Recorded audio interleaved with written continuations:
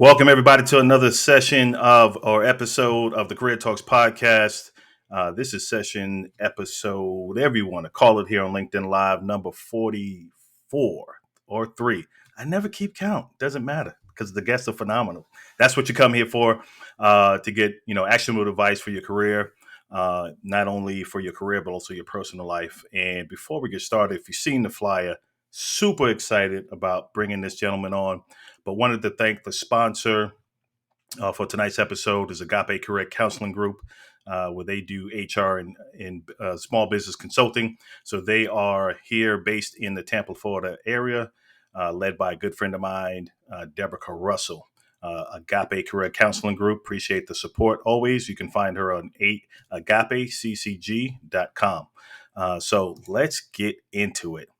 This brother here, we shared a platform briefly a while ago when the audio platform, I can't even remember the name now, where we got on stage. I got on stage with him, Lindsay Pollock, Lori Ruderman, Andy Storch. And so I had to get all those folks on the podcast. And I finally got Mr. Tony Neves, who is an international speaker and the author of this incredible book we are going to dive into here. Just stop. Everybody just stop, right? Stop living on autopilot, taking responsibilities for your life, and rediscover a bolder and happy you. Let me welcome this brother here, Mr. Tony Neves. Yes. Hey, man, it's good to be here. It's a joy. You brought back some memories thinking about us getting on that audio platform. Clubhouse is one of those reminders how quickly something can go up, then you don't hear about it anymore. Exactly. That thing was time consuming. You can get sucked in real quick on that. A lot of people still doing it, but that's why I first met you, man. And glad that I did. But share with the folks more about who you are and what you're doing to impact the world. Yeah, as you mentioned, I'm the author of Stop Living on Autopilot. I want to say thank you for purchasing the book. I mean, it means so much just when you see someone hold your book that means so much to you. I'm the host of the Antonio Neves Show podcast. Same way it means so much when you see someone tuning in live or listening to your work. I'm a success coach. I work with mid-career professionals who are in the midst of transitions. I'm known for asking the tough questions to help people get unstuck and make that next decision. And I'm fortunate to travel all across the country and around the world as well, as a keynote speaker, speaking at major organizations across the world to small organizations you never heard of. And that's my joy, to truly help people who are stuck, who are at an inflection point in their life, and there is a decision that needs to be made. But I have to say real quick, Orlando, that's all the cool stuff that the internet will tell you. But real deal, I'm Gigi's husband and I'm August and Harper's dad. It's funny, as I get older, the more I used to always introduce myself what my job title is. Now for me, it's all about the family, you know? I hear you. That is the main foundational thing, is family. So definitely support that big time for that. So you know what, this book, man, I gotta mention, I have the physical, but as I'm going through the audio as well in the lighting here, I apologize for folks, but you definitely should get the book. For folks who haven't even got the audio, it's hilarious because as you are narrating the book, you say some left field, right field stuff to grab the attention of the listener that you like, oh, okay, what? Oh, okay. And so all through that was pretty funny. He had some funny parts. The audio book has done fantastic, and I tried to bring as much of my personality into it as much as possible. And as you probably picked up from the book, from reading it or listening to it, I'm not necessarily that coach. I'm not the dude that's giving you high fives and pats on the back, telling you everything's going to be all right. I've been really known for telling people the truth, telling folks not necessarily what they want to hear, but what they need to hear, because there are so many people that'll say things to you like, oh, it's never too late. But I'm that dude that says it may never be too late. And the longer you wait, the harder it's going to get. I'm that dude when people say, oh, it didn't work out, maybe it wasn't meant to be. I'm going to be like, was it not meant to be, or did you give up? At the end of the day, I'm all about accountability, controlling the things that we can control, releasing what we can't. And you definitely will laugh if you listen to that book. Yeah, it was funny. I would listening to it today too, and I was thinking, I said he's more like a gut check coach because you giving people gut checks throughout the chapters, and like you said, it's not that soft touch. It's look, really, it's like crap will get off the pot. Like stop talking about it. Are you taking action? It's great that you can say what your goals and dreams are going to be, but you said that last week, you said that last month, you said that last year, and there's no progression and that hit. But one of the things that stuck out that almost centered the book for me is it was early in the book. I think chapter 4 or 5. You said, if your life was a movie, would you watch it? Ooh. Like when I heard that part, I was like, this is the entire book. Like this is the entire book. Listen, that's powerful. I wrote it and I'm saying it's powerful. And Yeah. one thing I have to be clear with, Orlando, is that everything that you ever read from me, whether it's in my book, whether it's a tweet, whether it's a LinkedIn post, just know that the audience comes last. Most times that's for me first. Those are Mm, those checks that I've needed over the course of my life. So I don't come from a place of I know better than you. These are check-ins for myself. And one thing I like to do as a coach, as a coach, my work is all about asking great questions. And I'm mhm. fortunate enough to have a strong journalism background. I've been Yep. doing this work for over 10 years, but prior to that, for over 10 years in New York City, I was a reporter and I was a correspondent with a lot of networks. So I've been able to own that skill of asking great questions. And as a coach, I want to ask questions that activate people's imaginations, that actually can cause you to have some fun. And that question you just shared, if your life was a movie, would you keep watching it? And the truth is, as I've worked with so many professionals over the years, I'm talking about men and women that are on LinkedIn or any other platform, you would say these folks are successful. They are accomplished. Many of them would say they would not watch their movie because Mhm. even though it may look like they're living boldly and courageously, they can tell you they doesn't feel like they're doing that based on their actions. I'm a firm believer, man, that we are all one decision away from a better life in our career, in our health, in our fitness, in our finances, in our relationships, and beyond. And another question I ask in that chapter is, if your life was a movie, what would the lead character start doing to turn things around? Like, Mhm. think about that protagonist in a movie. There's Tom Cruise, something crazy's happening. He has to figure it out. Or, I don't care if you're watching Hunger Games and Jennifer Lawrence, that there's that moment where they got to figure something out. And it's the same way for our lives. Like, we all are just one decision away from a better life. So if there's something you're not enjoying in your life, ask yourself, what's that one decision you can make right now to improve things? And tomorrow you get to make another decision, and the next day, etc. And as you know, that just builds up momentum over time. And in a month, 3 months, 6 months, we can be in a drastically different place than we are right now. Absolutely. So for the folks who haven't got your book, and obviously I super urge folks to do that. Not only I'm gonna go back and read it too, because there may be some things that I'm missing in the audio, but I want to make sure I consume this because it is impactful. So what was that pivotal moment? Let's go back. What was that pivotal moment for Tony to where you were like, "Dag, like I ain't doing nothing.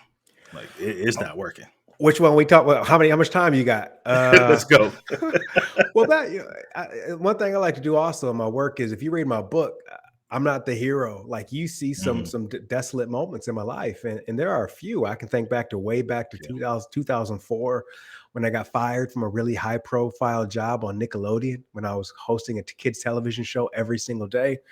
But more recently, back in 2016, a year after getting married, having newborn twins, living in that white picket fence house everybody talks about, driving that sexy Honda Odyssey minivan, speaking all across the globe, all across the country.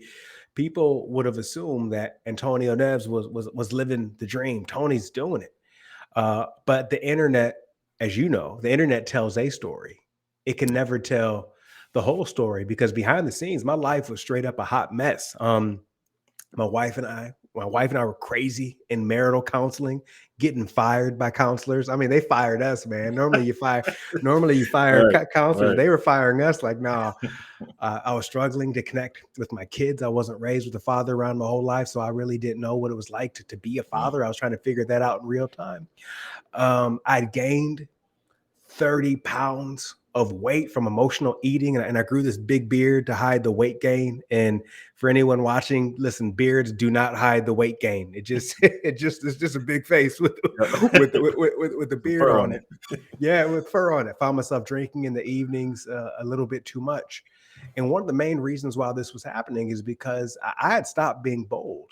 I had Mhm. stopped being courageous in my pursuits. I was on cruise control. I was living on the proverbial autopilot. That kid that moved to New York City in 2000 with less than $1,000 in his bank account with goals of breaking into the television industry, that dude did not exist anymore. He was coasting. It got so crazy, Orlando. I became a secret cigarette smoker. Mm. Like I something I despise. My grandmother died from emphysema. I have family members that smoke and have COPD. It's just a habit I don't like. But I found myself like secretly smoking cigarettes. My wife didn't know. One day I was smoking a cigarette in an alley in Santa Monica, California. And what I perceived to be a homeless man came up to me and asked if he could bum a cigarette for me. And dude seemed like he'd seen many better days. So I gave him a cigarette and we started talking like cigarette smokers do. And then he noticed that I was wearing this bright green gardening glove on my hand. He's like, "Why are you wearing that bright green gardening glove?" I was like, "Oh, I wear this so when I smoke, my wife doesn't smell it when I come home. She doesn't know that I smoke." This guy looked at me like I committed a crime. And he was like, he said some words that changed my life. He says, "Hey, man, you need to figure that out.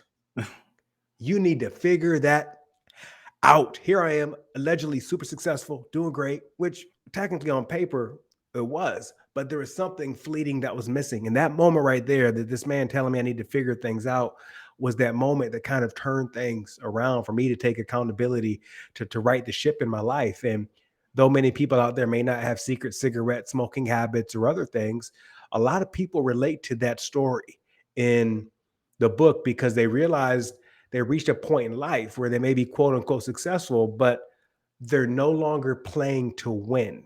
Mhm. They're playing not to lose. If you're a sports fan, Mm. you know the difference between playing to win and playing not to lose. Those are two different ways to approach life. And I was playing not to lose, and I needed to get back and get things together, rolling in my life. So in that period of time, and I remember that part in the book, which had me laughing, is you were having a public success, but a private suffering in what you were going through. Yeah, and I just have to share that you opened up so much in that book that I was like, man, like this brother's just pouring it out, but it's still with an angle of, like you said, I'm not the hero. Even at the end of this book, I'm not going to be the triumphal hero that I'm riding off into the sunset. I'm still figuring this out. Like this is a daily process. It's a daily process, and I don't think we get enough of that, frankly. You know, Yeah. in the social media world, even in the book world. As I was writing this book, a good friend of mine who read an early draft of the book, he's like, this draft you have right now, it's good, but you're not sharing, you're not digging deep right now. This is the surface Hmm. level. And he was like, "Do you want to write the real book, or do you want to write a book?" And I was like, "I want to write the real book." And I knew I wouldn't necessarily come off as perfect or anything, and maybe some folks could judge me from it. And I was like, "That's okay, because I'm human, and I want to be able to connect with people." I can't tell you, Orlando, when I travel across the country and I'm giving keynotes, Hmm. how many people come up to me behind the scenes and they're like, "I used to secretly smoke too," or they have other vices that they had that they Yeah. would do. It's like I gave people permission to realize that all of us quote unquote public figures aren't perfect, and we don't have it all figured out. So I was okay sharing that, and funny enough, it's created more connection with my audience. I learned a long time ago in my coaching work that the more we reveal, the more intimacy it creates. And Yeah. I'm not talking about the revealing when somebody on social media and they crying on camera with some music in the background. It's like they set their phone up and they're like, they start crying. Yeah. And Action. that fake stuff. Yeah. No, like if you can edit it afterwards, something's wrong.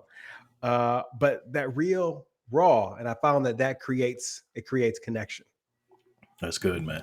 So what's going to happen next is I see some folks, you're going to be speaking on some platform, some stage somewhere, and you're going to see a lot of green gloves go up. and they're gonna come off in solidarity, like, you Yo, know, that I don't know if that'd be good or bad, but I tell you one thing: I have a sense of humor, and I will yeah, be laughing with the Green Glove Gang. that's crazy. So when you think about the title itself, right? Let's just break that down for what it means in your head, living on autopilot, right? What does that mean to you? Well, there's a great way to think about it because people may be like, okay, am I living on autopilot? What does that Hmm. mean? What does it look like? Yep. For me, the metric I like to use in the book, and I do this on stages, is I ask people to evaluate their last 30 days, Mm, which is a great primer. And a question that gets straight to it is, if you're employed right now, right? There's like what? There are 12 million job openings as of March. So I'm hoping folks are employed right now because folks are, 3.5 million or 4.5 million quit their jobs in March. hmm. If you're employed right now, the question is, based on the last 30 days, if your boss, if your manager had to make a decision to rehire you, would they immediately say yes? Or would there be some hesitation? Now, if there's some hesitation, there's a possibility that you could be living on autopilot as it relates to your work. To get more personal with this, for those folks out there who happen to be in relationships, you're married, have a significant other, spouse, etc., think back to your last 30 days. If your partner had to recommit to you based on the last 30 days, would they immediately say, yes, I want to be with you, I want to stay in this relationship, you as my husband, my wife, etc.? Or would there be some hesitation Yeah. based on the last 30 days? We can look at that from our fitness, from our health, parenting, etc. The last 30 days is a great indicator of where we are or are not heading. It can really illustrate if we are living on autopilot in our lives. But this is the Career Talks podcast. So let's dig in deeper to the career side of things. I like to invite people to think back to the day when they were interviewing for the job that they're in right now, Mm, the job they're in right now, and how bad they wanted that job. And think back to when they found out they got the second interview and the third interview. Think back to when they found out they were finalists, and think back to the day that they got the job and how fired up and how excited they were. And now think about how you showed up on week one on the job, month one, quarter one, etc. That good attitude, that hmm. vigor, going above and beyond, showing up early, staying a little bit late, volunteering. And the question begs, how much of that person still exists today? Mm, Are you still bringing what I like to call that day one energy? Or have you shifted into cruise control? Are you coasting downhill? Are you living on autopilot? The question we have to ask ourselves on a regular basis, and this is why I think it's so important to work with the coach and not to isolate yourself, is what have you stopped doing that got you to where you are today?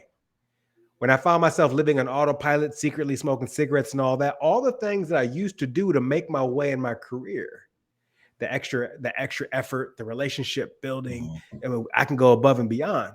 I had stopped doing many of those things. So what have you stopped doing that got you to where you are? And what positive difference could it make if you reintroduce those things?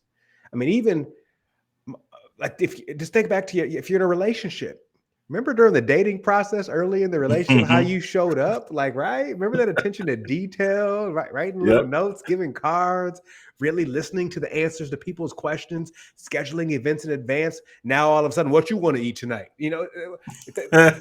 How quickly things change. No longer Yep. opening doors, no longer sending those loving text messages like you used to, right?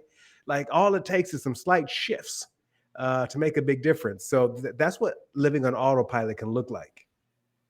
Now, when it comes to when you first had this moment to write this book, it sounds like, and correct me if I'm wrong, this was coming from more of a personal life situation versus the professional. Because professional, you were soaring, but this happened in your professional. But this book covers the entire landscape, right?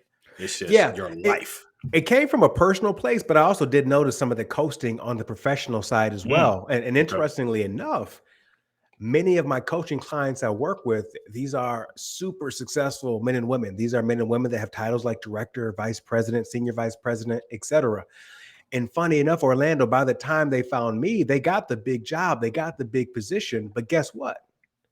They are no longer doing the things that got them there. What got them that big job, what got them that promotion, they were approaching life and work like this. And now all of a sudden, once they get that big job, it's like they're holding on tight, no Mm. longer doing the things they used to do. They've lost that creativity. They lost that edge because they don't want to lose that job. Again, they're no longer playing to win. They're playing not to lose. So many of the folks that I work with, a lot of our job is identifying what those things are that they can reintroduce, that edge that they once had that got them to where they are. So for me, it definitely was a hybrid of what was happening professionally, was mirroring itself on the personal front as well. So unpack that. Not winning or living not to lose versus winning to win. In my head, it's I get it. I think I do, but I want to hear directly your Are you thought are you a process. sports are you a sports fan? I don't track sports that much, but I'll follow your analogy. Go Okay. ahead. Well, let me get. Well, we'll do a football, right? And we can look at any sport, and I just like to think Hmm. about football because I'm a big football fan. So imagine watching your favorite football team, and imagine the first half of the game, the team is up 30-0. Hmm. They're winning the game 30-0 at halftime. But then something interesting can happen in sports. Now all of a sudden it's the fourth quarter. There's only 2 minutes to go. And they were up 30-0 at halftime, but now they're up 30-28. Mm. 2 points. The first half of the game, when they were up 30-0, they came out playing to win. They were being aggressive. They were on the attack. They were being offensive, right? They were being direct. In the second half, they went on the defensive as opposed to continuing to play offense. And in many ways in life, we can do that. So there's that young hotshot professional. He or she is going above and beyond in their career. They're taking action on their ideas. They're building their relationships. They're doing the extra reports, etc. But then they're playing to win. But then when they land that job, they finally get that position. All of a sudden, all those key things they did to get them there, they stop doing those things. They rest on their laurels, if you will. So that's how I view kind of playing to win and playing to lose. And my hope is that all of us can continue to play to win. I'll give you some examples, by the way. An example of playing to win is taking action on your ideas. I'm a firm believer, Orlando, that some of the best ideas that can transform an organization, that can transform a department, that can transform a community, maybe even a family. You know what? Unfortunately, they're gathering cyber dust in Microsoft Word, in Google Docs, in Evernote, or in the Notes app on your phone. You know, this amazing technology that was created, those platforms I just named weren't created for our great ideas to go and die. So what I'm inviting people to do is to take action on your ideas. We have so many idea people, but I'm inviting people to be an I did it person Mm. as opposed to an idea person.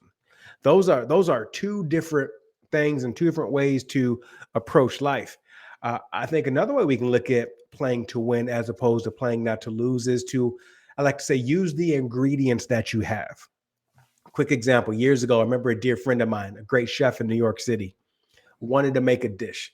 Let's say, Orlando, this dish required 10 ingredients. Went to the fridge, realized he only had 7 out of the 10 ingredients. Mm. I don't know about you. There are some people, if they only have 7 out of 10 ingredients, they're going to the grocery store to get the 3 they're missing. Yep. They're going to pick up the phone and order some takeout. And for some of those lazy people, they might not eat that night, right? But I remember when this person realized they only had 7 out of the 10 ingredients, they didn't go to the grocery store. They didn't order takeout. Instead, they actually got excited. And they said, let's see what we can do with these 7 ingredients. Mm. And the chef went on to make an amazing dish.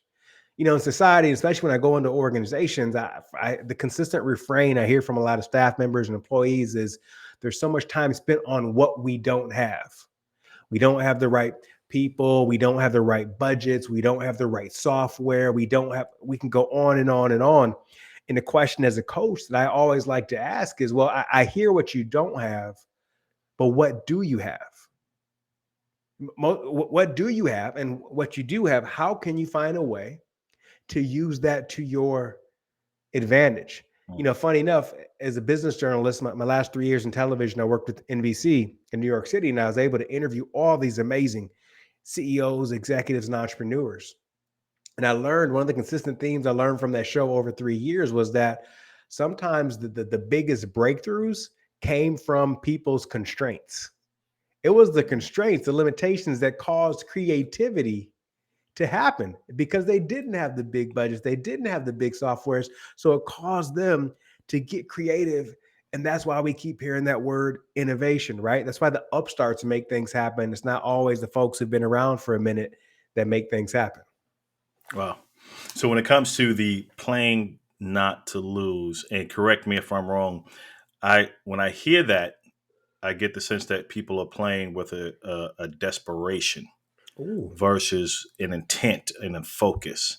How do you view that piece, the playing not to lose? Well, you said a key word. You said intent.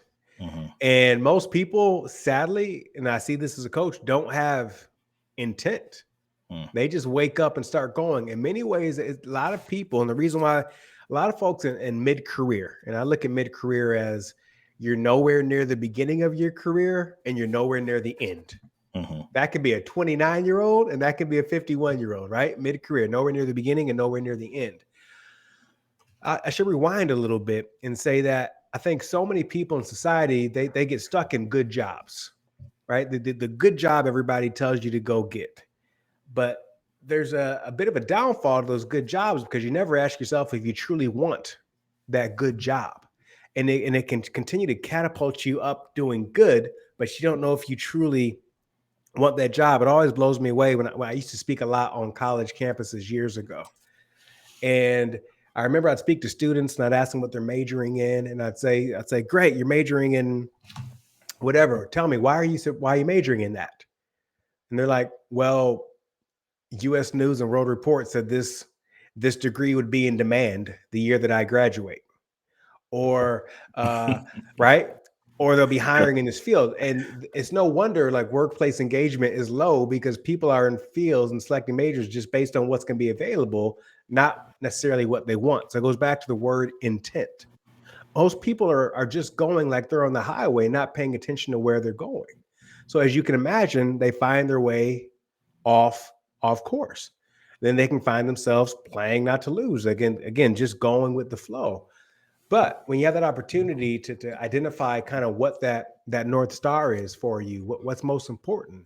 Is it time for a pivot? Is it time to potentially change industries? Is it time to do something different? Again, when you have that intent, it can change absolutely everything. I found that most people are just aimlessly going without a clear intent, without a clear direction in mind. I've been there before in my life. I've had clients who have been there as well.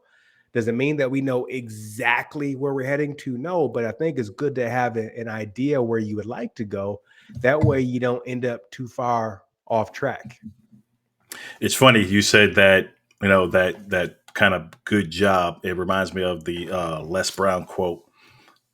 He said, "They pay you enough not to quit, and enough to give up on your dreams." So I Ooh. was like, "Ooh, yeah, that's true." Every time I think of Les Brown, I'm like, you have greatness in you. Exactly. He got to be hungry. And I believe Les Brown. Listen, briefly, I remember my first job out of college. I was a sales Hmm. representative in South Florida, in Hollywood, Florida, and I was responsible for like 25 Winn-Dixie grocery stores. I was a first generation college student. It was the good job everybody told me I should Hmm. get. Had insurance, had a company car, 401k. I was like, I got the good job everybody talks about. In Orlando, I can never square up why I was so miserable. I was like, this is the good job everybody told me I was supposed to get. I'm the first generation college student, but I am miserable in this. And that's when I quit that job after a year. Everybody told me I was crazy.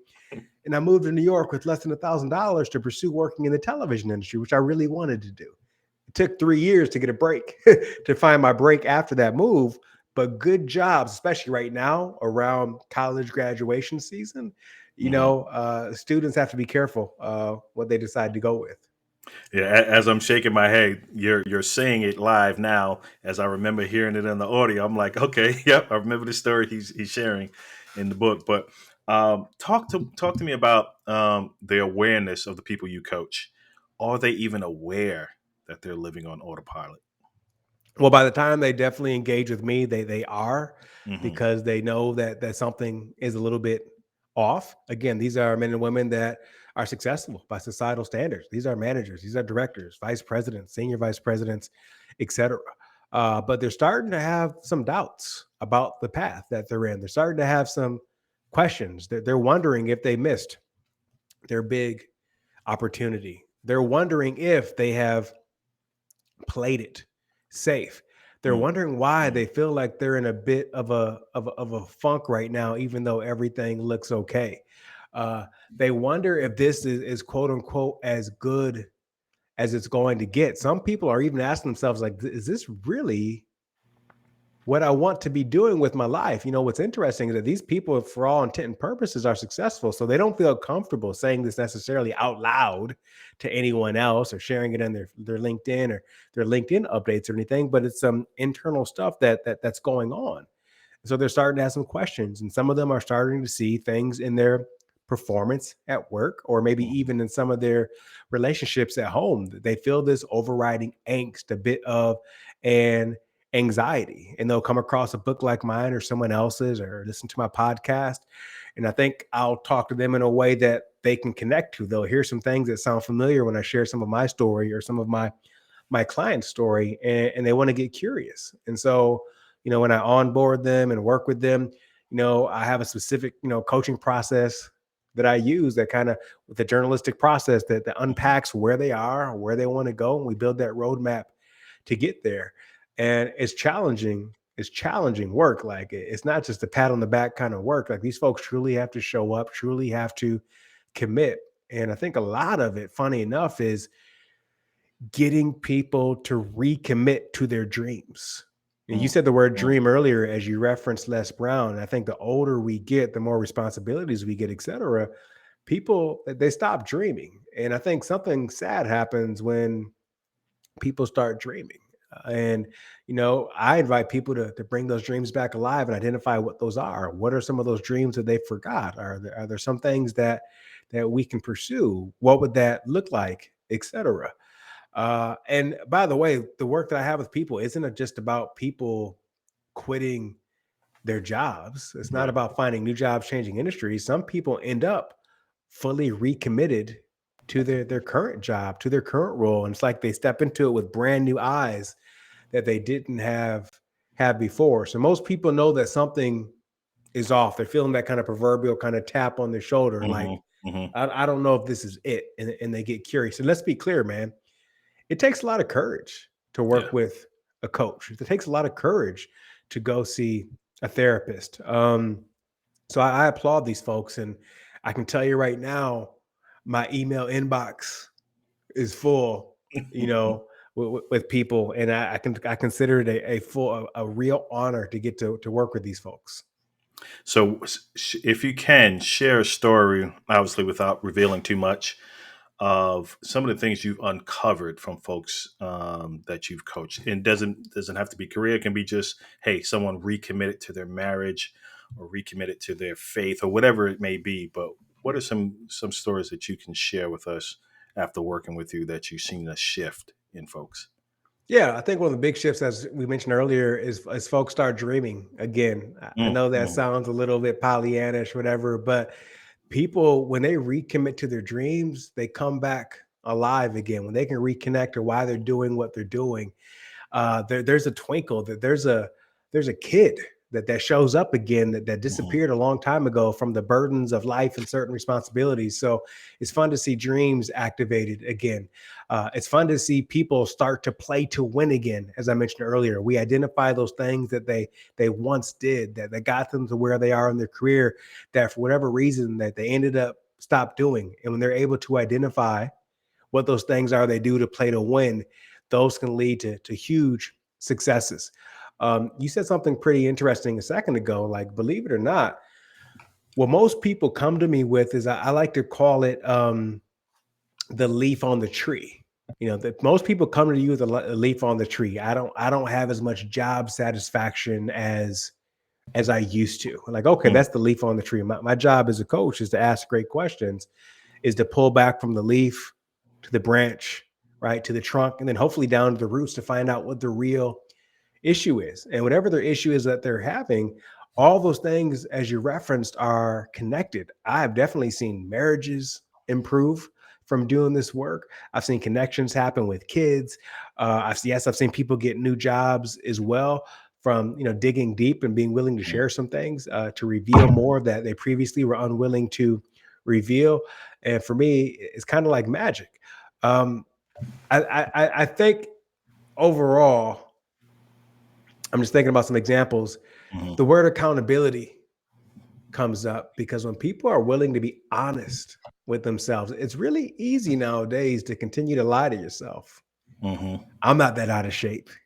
And I've only gained a few pounds. Well, we know we know we're not where we need to be. I eat good. I eat good. No, you don't. Let's track that food with a journal every single day.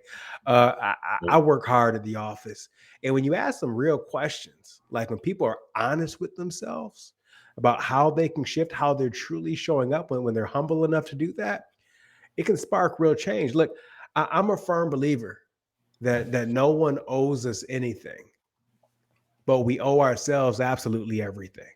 And I believe that no one can care more about our life than we do. And really, mhm. what I'm doing is helping people recommit to their lives. Uh, and I think it's appropriate to say this. I I just lost a dear friend of mine. Was in his mid 40s, mid Wow. 40s, and it just one of my closest friends in the world. And it just a couple of weeks ago. And there's a section of my book that you may remember, and I say something to the tune, Orlando, of don't wait for a life altering event to live the life that you're supposed to be living. And that really hits a lot of people. Don't wait Yeah. for a life altering event to live the life that you're supposed to be living. I'm sure you have countless examples of people that unfortunately got a bad health diagnosis, or people that got served divorce papers, or people who were made redundant at their job. We can got a DUI. We can go on and on and on. Like, don't wait for that life altering event to live the life that you're supposed to be living.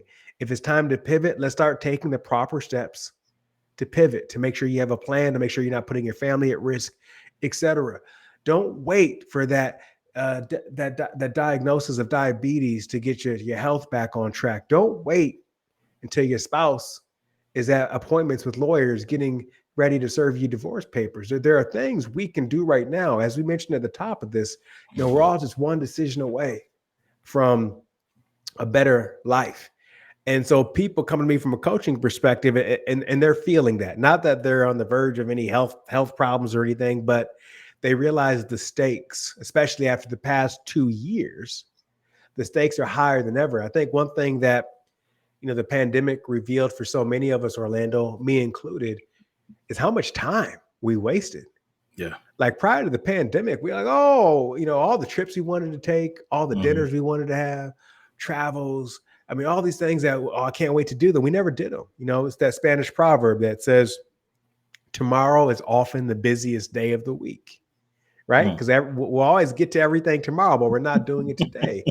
So I think the past 2 years, people felt a lot of that. And right now, I think the reason why I have a lot of, a wait list and those things is because people realize how much time they've wasted, and they do not want to waste any more time.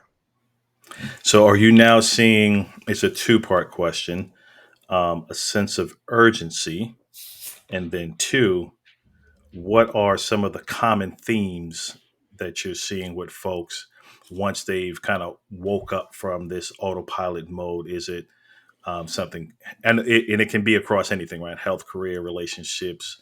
Um, but what are you seeing from a common thing that most of your clients are like, this is where, my blind spot was. This is where I think I was living the most on autopilot.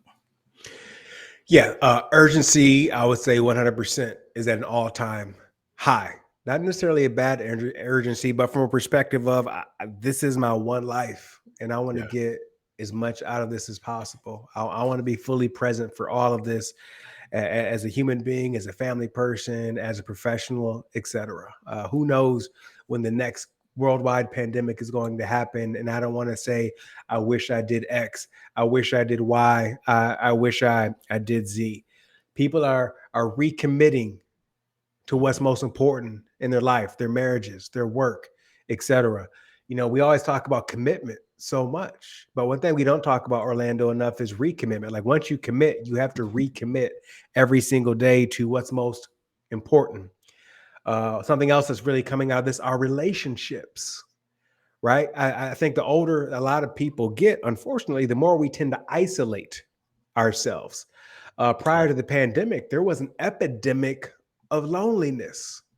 You know, it's estimated that 1 out of 5 Americans don't have anyone to talk to when something challenging is going on in their lives. So what people have recommitted to doing it is spending time with what I like to call allies, those people that encourage them, that inspire them, that challenge them, that push them, that hold them accountable to be the best versions of themselves. So there's more collaboration as opposed to isolation. I have to remind myself, especially as a solopreneur, that no one who has accomplished anything of significance did it alone. Neither should we. That's why I started. Like, I have my own private membership community for professionals called Allies of Glory, where we provide that safe place to grow each month, a place where people are committed to making one another better, and a place where people are actually excited to see you win in a day and age when not everybody's clapping for you when things go well. So those are some of the key things that are happening. This is going to sound silly, Orlando, but I take pride in this. Yeah. You know what else I see happening a lot with my clients? Hobbies. People are picking up hobbies outside of. Do you have a hobby, by the way? This is it, but I'll share some more offline. But people are picking up hobbies. Like I picked up one during the pandemic. I build small miniature houses, small miniature wooden houses, and it's amazing. And the people have picked their guitars back up, who are painting or taking language classes online, etc. It adds so much more to the rest of their life with their spouses, with their home life, with their professional life, etc.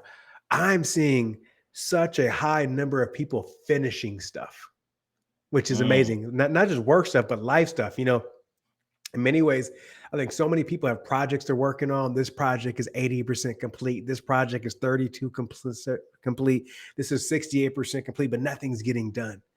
And it's so fun seeing clients finish stuff. And when we finish stuff, that achievement, like in positive psychology, that builds up momentum. That increases our happiness and it increases our confidence as well.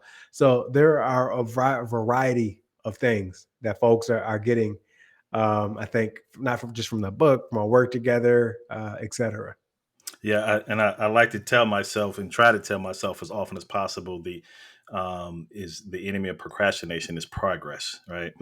So little progress, little wins, and be surprised. I'm not a psychologist or in the medical field, but I think lack of progress in life can cause a lot in that mental health space and um, just thinking I'm not doing enough or not knowing why I'm here. Like it goes deeper into life's meaning when there's lack of progress in your life. And Denzel Washington is funny. I'm not sure if he's the original person of this quote, but he's like, don't mistake movement for progress. Because he said you can run in place and not get nowhere. I was like, ooh. Straight up progress. Like I think we have to remember, and I think you just hit on this, is that breakthroughs can come in small steps.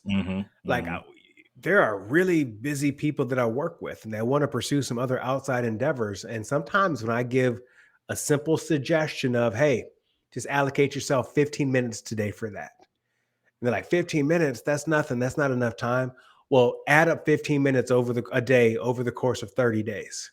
Yeah. Like that's a lot of time you otherwise wouldn't have had. And progress is key. And I think you're right. People feel stuck because they're not making progress, but you got to start somewhere, even if it's just 15 minutes a day of writing, 15 minutes a day of playing the guitar, 15 minutes a day of learning that language, you name it. In this day and age where so many people proclaim to be crazy busy. Mm-hmm. I found, specifically as a coach who's worked with hundreds of clients, if not more, especially when it comes to a group coaching setting, people aren't crazy busy, Orlando. They are simply distracted and lack focus. Mm. That's one that hits people in the throat. They don't like to hear that. They are simply distracted and lack focus. It's like their life is I like to invite people to look at their life as a computer operating system and ask themselves, how many apps do they have open? And so many people have so many apps open. It's like they're running in place. Mm.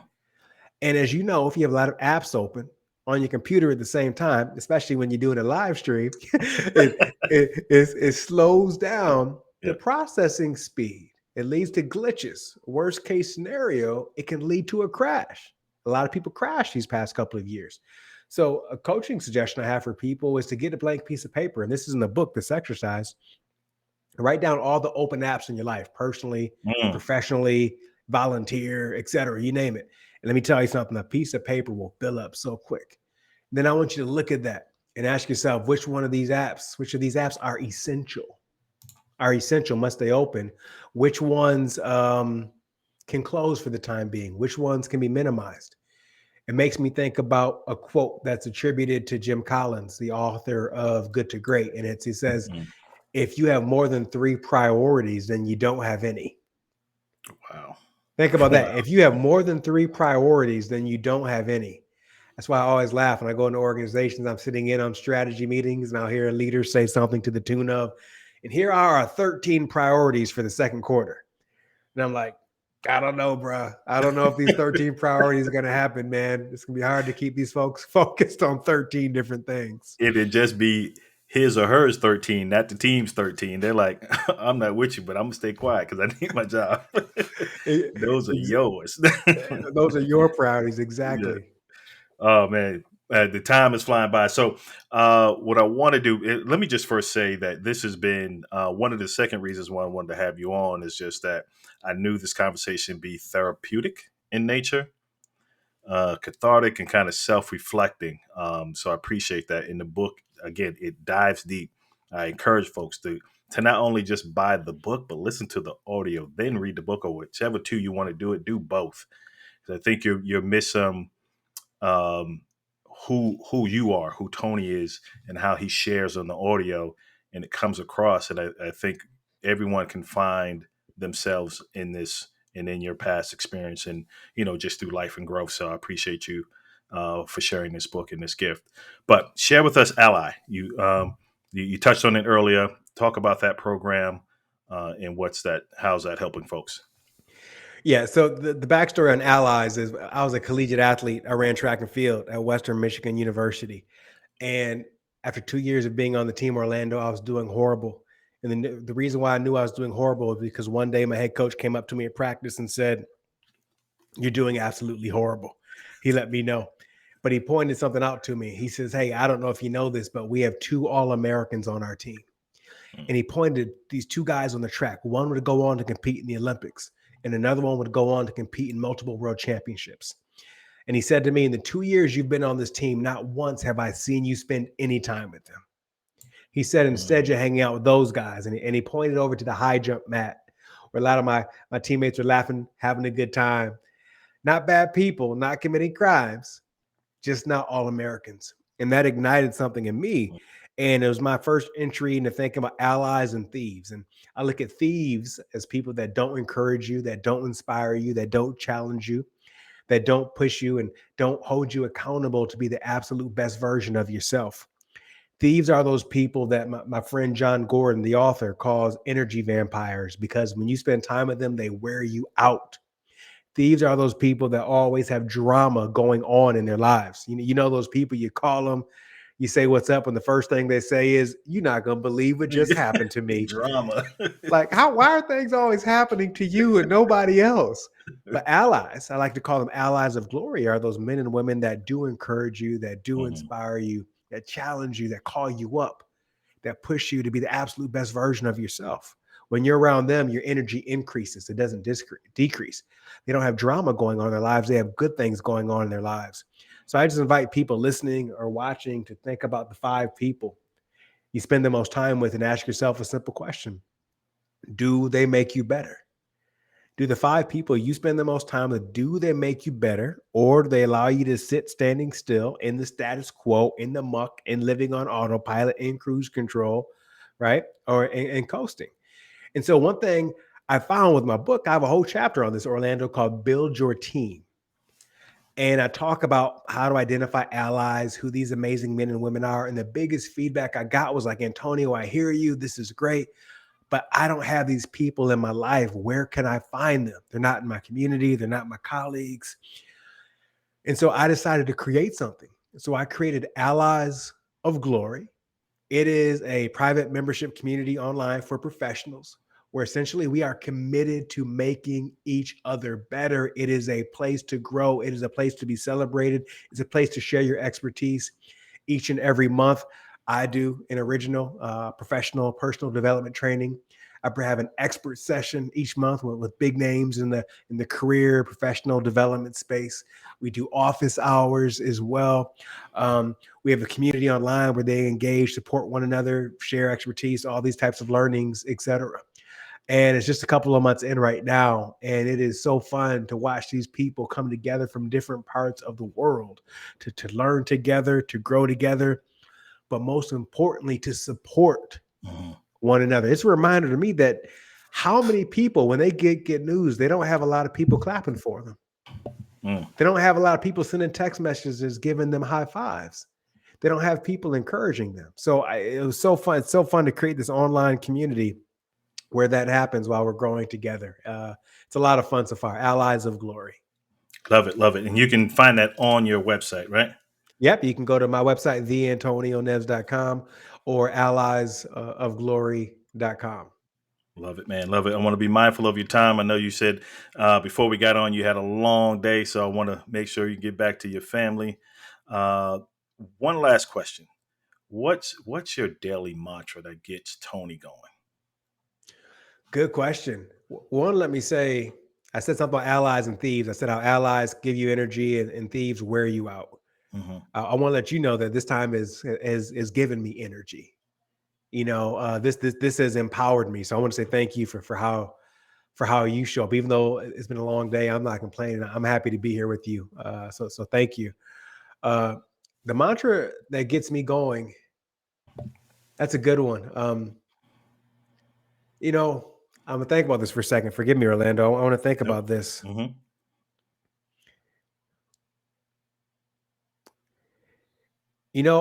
On my phone is a picture of my kids. I have 6-year-old twins, and this isn't a mantra per se, but when I think about what my charge is, what my purpose is, I look at them, and that's what guides me each day. When I find myself coasting, when I find myself on cruise control, when I find myself playing not to lose as opposed to playing to win, I check into that. Like that's as my friend Ben Newman calls it. It's my bird that keeps me going. Uh, I want to provide them with things that I never experienced, and I want it to be normal for them. So that gets me going.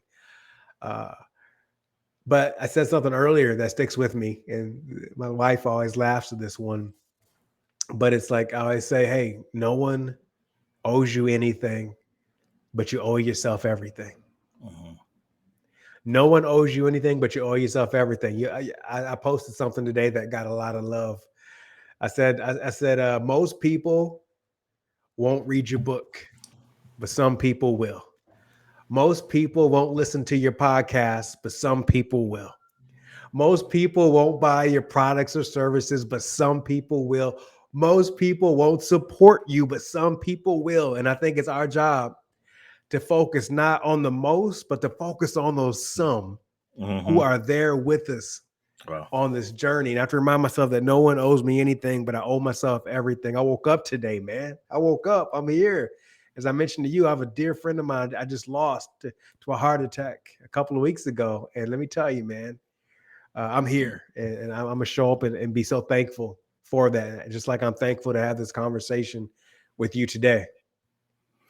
Well, I appreciate you, man, for a number of things: your vulnerability, being authentic, just being real, right? And again, sharing this story, your life, and what's to come, how you're building that community. So I definitely appreciate you coming on and sharing that.